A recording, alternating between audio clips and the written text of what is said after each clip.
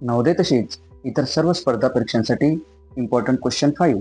रामने आपल्या पुस्तकाचा 4/7 भाग वाचून झाल्यावर 180 पाने वाचायची शिल्लक राहिली तर त्या पुस्तकाला एकूण पाने किती?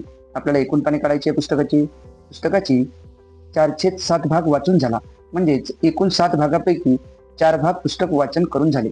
मग उरले किती पुस्तक? तर एकूण 7 भागापैकी 4 भाग वाचन झाले म्हणजे 7 - 4 तर 3 भाग वाचायचे शिल्लक राहिले. मग 3 भाग म्हणजे किती पाने? 3 भाग म्हणजे 180 पाने. 3 भाग म्हणजे पुस्तकाची 180 पाने.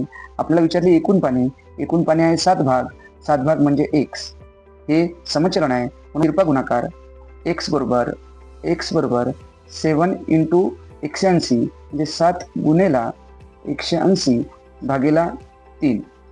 3 × 3 3 सख 18 म्हणजे झाले 7 आणि 7 सकम 42 म्हणजे आपलं उत्तर आलं 420. म्हणजेच त्या पुस्तकाला एकूण पाने 420 होती. याच प्रकारचा दुसरा प्रश्न तुम्हाला सोडवायचा आहे. तुमच्यासाठी हा प्रश्न इम्पॉर्टंट क्वेश्चन 6. एका टाकीतील 310 पाने वापरल्यावर अजून 280 लिटर शिल्लक राहिले तर टाकीची एकूण क्षमता किती आहे? तर हे पर्याय दिलेले आपल्याला. प्रमाणे सोप्या पद्धतीने प्रश्न सोडवायचा आणि कमेंट करून मला उत्तर सांगायचे.